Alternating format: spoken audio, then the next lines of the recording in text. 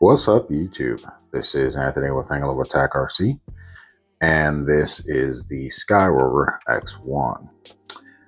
In this video, we're just going to cover the crash incident that happened and kind of give you some feedback on what happened, how it happened, and then show you some quick photos of the repair. It is my fault that I didn't record the repair. I was actually in the middle of a conference call and could not record at the time. I got bored and decided to do that instead of really paying attention in my conference, but that's neither here nor there. So let's get on with the video. So here we are. I'm at Douglas County Aero Modelers Field, getting ready to go up to the flying field and actually make a recording video for the field. Just something to do, kind of test the drone out, and also possibly make a deliverable so folks can see what it's like to drive up this road to get to the field, and then also a quick snippet of the field itself. So as I'm heading up the road, I kind of noticed the drone would sort of creep forward and slow down, drift to one side, drift to the other side. Really wasn't concerned too much, but my main concern was how high up the drone was. And I guess this is standard for this type of follow me. So this is the first time I've done it. So I was, again, testing things out. Now I did do a follow me while walking, and it wasn't that high up. And it kind of tracked me from the side mostly because I had it set up on the side, and then I turned it towards the back side of me and I walked up my driveway and it followed me. So here you can see where it comes up near a power line that goes across the field, as you can see right there at the bottom. And it went through that just fine. But to the right here, we're getting ready to stop at some branches. So it did pick that up on obstacle avoidance, which I thought awesome. It's going to see these trees coming up. Hopefully it'll stay low. This time it didn't go around, although I had it set up to go around objects instead of stopping. But it completely stopped that time. So I don't know if it didn't know what to do or if that's just what it was. So I lowered the drone down, as you see, manually, and put it back in place because that's how high I wanted it, 8 feet, 9 feet max. I don't know if there's a setting in there to tell it to only go that high, but I will do some more exploring. But as you see, as I started to put it back in that mode to follow me, it goes back up again. So here we are. All right, so I see some branches. It goes around at that time. Great, does a good job. And as I'm steadily creeping towards the back of the field, it continues to kind of sway left and right, which I like. And then it'll speed up and slow down instead of a consistent. And I was driving pretty consistent on that road. I wasn't really stopping or braking or anything like that. So as you can see, when I'm coming up here, this is when things go downhill. It goes up into some branches, and I didn't realize it until it was too late. If you can see here, it goes up, up, up, and then right into a bunch of branches. And I think that's when I realized, oh, there's some branches, but I saw an opening, hoping that would either stop or get into a spot where I can lower it down and see what's at, beneath me. I can re-angle the camera, but it did not. So as you see, it keeps creeping forward.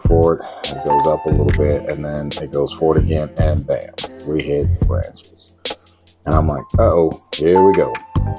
So it falls to the ground. And at this point, I thought, shit, I just tore this thing up. And as you can see how the camera's kind of moving slowly and moving around, it's not centered. I knew I had broke something other than just what I did break. But from the fall, that was about maybe 12 feet, 14 feet. And this is the result of that. One of the arms broke, which is not a big deal. The other is, as you can see there, one of the caps on the side of the gimbal broke. Not a big deal.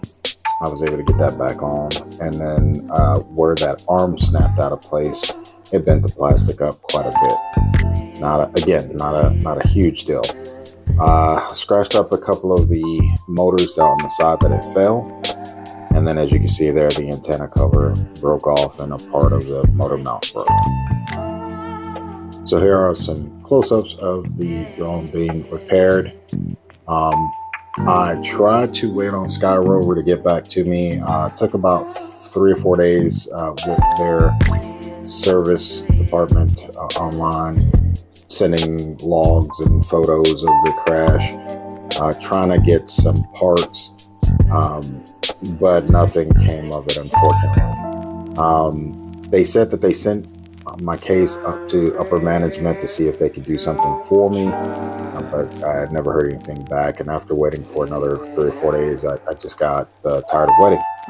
So because they don't sell parts, I don't know if this company is going to go any further in making new drones or anything like that. In my opinion, tech support is kind of subpar. And so for me, if you're going to spend the money, granted, this was a great price for a drone, possibly spend the money on something that you can get parts for, especially if you're going to be using it for business. But for recreational purposes, or a spare drone, like on, let's say you do have a nice DJI drone or Altel or whatever the case may be, and you don't want to take it on a vacation trip, afraid that you might break something with your expensive drone, then this is a good option for you. Or teaching you how to fly or whatever the case may be. You can use this to get to that point. But yeah, if you're going to purchase something with a price tag on it, spend the money on something that is readily fixable and available parts, and kind of go from there. So that's that. I got it fixed. I hope you guys enjoyed the video. Please like, share, and subscribe. And if you have any questions about the Skyrover X1, please let me know in the comments and I will answer them as I can. Hey guys, I almost forgot to tell you how I repaired this thing. So basically I use super glue, crazy glue, some accelerant, T5x40 Torx screwdriver, a pair of tweezers, a pair of plastic tweezers, and a plastic separator. And I used a Q-tip for the cotton strands in order to create a durable bond between the plastic pieces that I had cracked or broken. And so that's how I ended up gluing everything back together. Now, the tear down part I had to do to the body in order to get that arm back into place. I went online on YouTube and did a search there for DJI Mini 4 Pro repairs. It's the exact same. I mean, every step of it was the exact same. So I had to take the top shell off in order to get that mount out for the rear arm and put it back in place, and then put everything back together, and it was as simple as that. So it only took about 30 minutes to repair, and that was it. Hope you guys enjoyed. Thanks for watching.